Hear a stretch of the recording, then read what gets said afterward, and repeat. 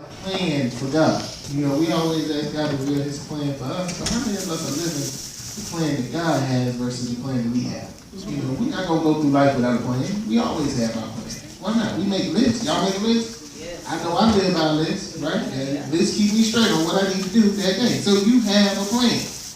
Well, can God come between you and your list? Sometimes no, right? We like to say yeah. And it sounds good to say yeah, but we got to speak the truth for ourselves sometimes. What does God sound like? Do we know? When God talks to us, what does that feel like? How do we know God talking to us? How do we know that God is telling us to do anything, right? So let's open up. I want to go to the scripture first. We want to establish some ground. And then we're gonna go from there. Go to Matthew 7. Matthew 7. And we're going to go verses 13 through 14. Right? Scripture that we know very well. It says, "Enter by the narrow gate. For the gate is wide and the way is easy that leads to destruction. And those who enter by it are many. For the gate is narrow and the way is hard that leads to life. And those who find it are few." Okay? I want to go over again to 1 Corinthians 12. 1 Corinthians 12. Start at verse 7. This is another scripture that you've heard before, I'm sure. 1 Corinthians 12, starting with verse 7. It says, "So, to keep me from becoming conceited," I read the 2 Corinthians. I'm sorry. And nobody didn't even say nothing. Okay, I see where we at. Nobody say, hey, oh. Let me get that. 1 Corinthians 12, all right, verse 7. All right, now it says, "To each is given the manifestation of the Spirit for the common good. For to one is given through the Spirit the utterance of wisdom, and to another the utterance of knowledge, according to the same Spirit. To another faith by the same Spirit, to another gifts of healing by one Spirit, to another the working of miracles, to another prophecy, to another the ability to distinguish between spirits, to another various kinds of tongues, to another the interpretation of tongues. All these are empowered by one and the same Spirit, who apportions to each one individually as He wills." Okay, so we got that established. I want to establish some ground first. My ground rules. The title of today's lesson is Ascension versus Descension.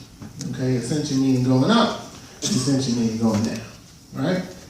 So ascension versus descension. I remember when I was a kid, we used to have this hill in the neighborhood. And this hill we called it Suicide Hill.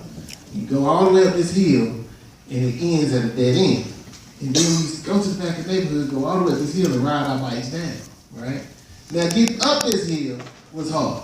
You had to push your bike. You know when you was younger, you used to get on your bike and you would ride that bike to the top to where you couldn't really ride it no more. And then you start kind of going side to side, on up the hill to kind of, ease that momentum. Then when you couldn't do that, you just got off and just pushed the rest of the way, right? And then when you get up there, you got to wait for the other people to get up there, and then y'all ride down. Now, the ride down was quick, but it was worth it. Right? And then you get down there and you look back up and man, I gotta go back up again if I want to do this again, right? And you do it all over again until, everybody just too tired or whatever, they tired of it, and you don't do it no more. Right?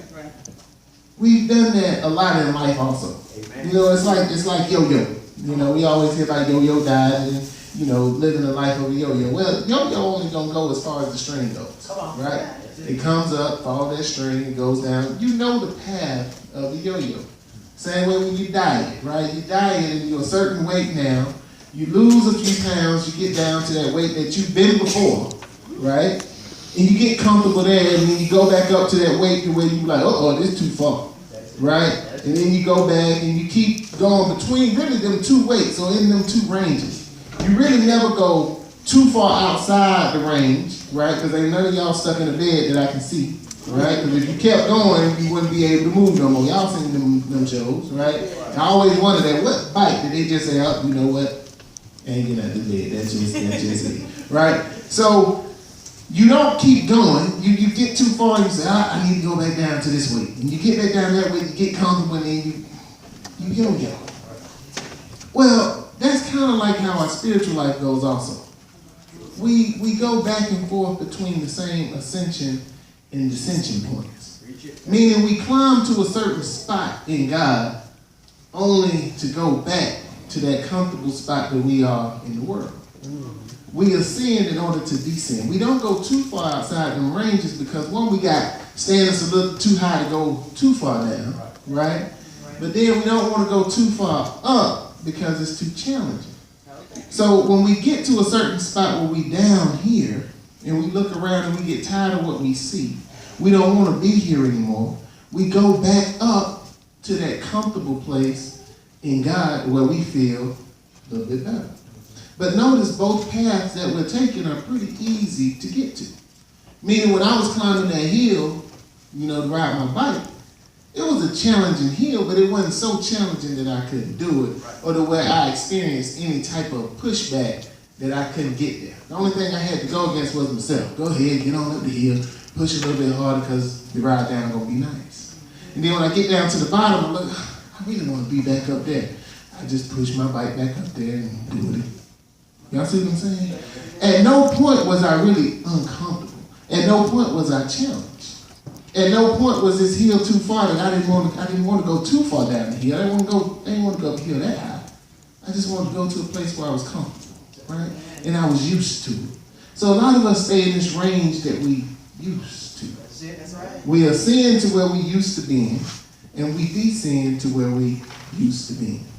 Some of us don't want to go to the point where we cheating on the wives or doing all this stuff. We don't want to go that far down, but we want to go to a point where we're comfortable being, having a little bit of fun, right?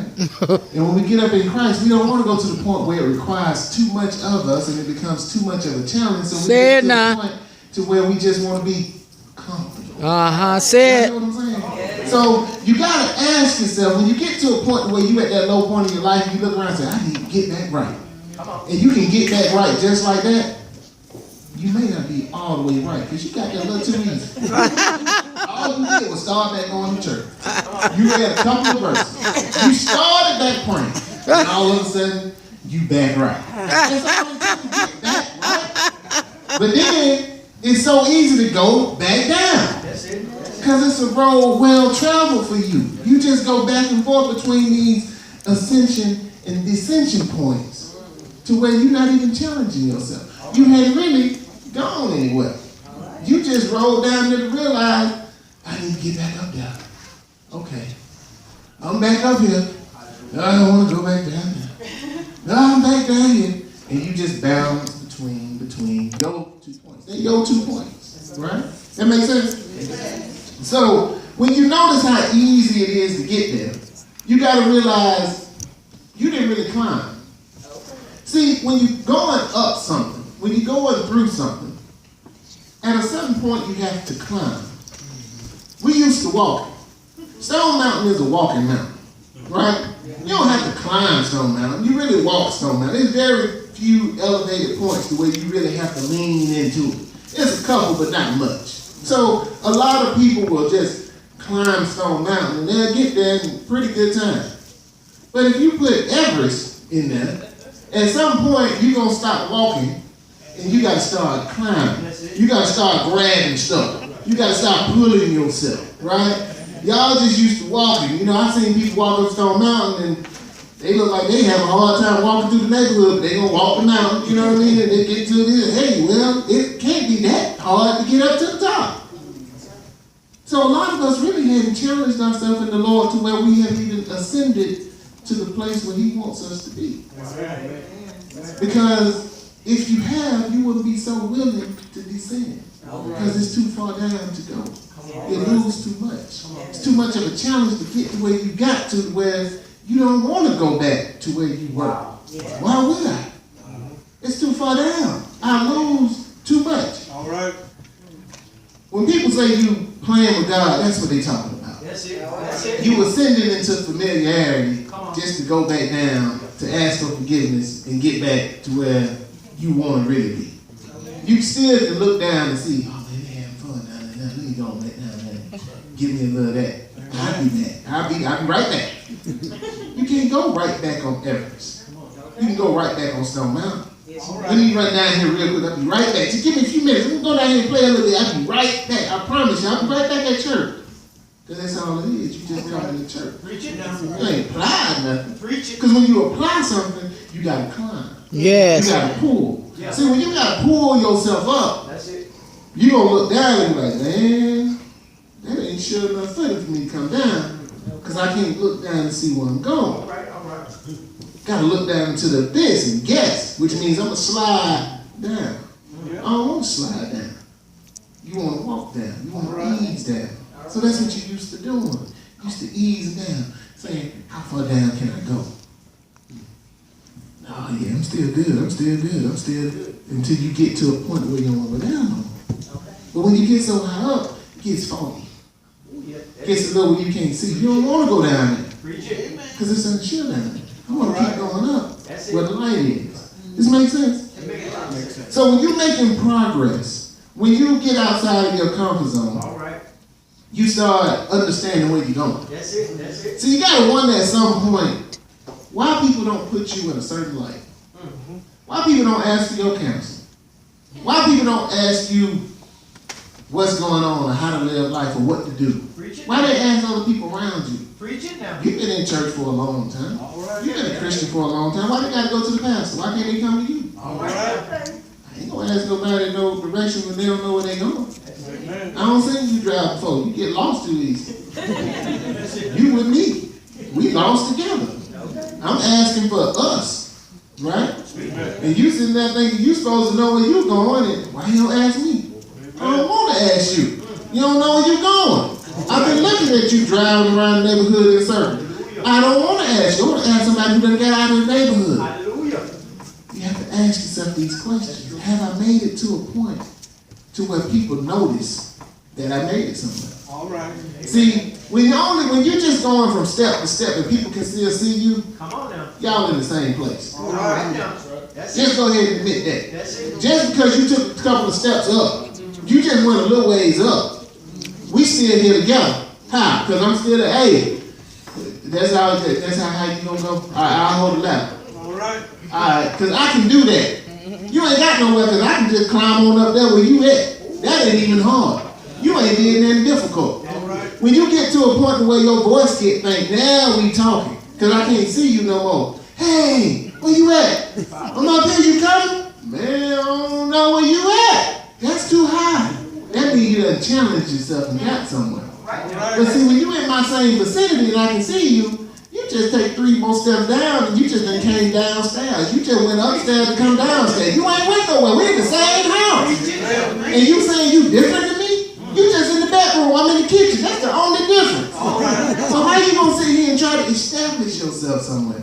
See, that's the thing, y'all. We gotta establish ourselves in God. That's All it. right. See, you gotta think about it this way. I'm gonna put you in a situation. Y'all ready? Come on. I want you to think about this. Right now, whatever money you make now, all right? Make good money, do good back for yourself. I can tell you because you're well dressed, Amen. right? We're gonna give you $40,000 more a year. All All right. right. Is that good? All That's right. good money, ain't That's it? right. $40,000 more a year. That's good money. Good money. Good money. Now, you make that in about 2 years. All All right. right. Something happened. It ain't bad. It's just some, recession and everything. We take you back down $10,000. So now you're making $30,000 more a year than what you're making now. All right. Just a small little bump. Still good money. You feel good about yourself? Yeah. All right. Now, you making money. You done got a better looking car, Come on. right? You may didn't move, but your house is showing that you made a little more money. Meaning you got a better TV and more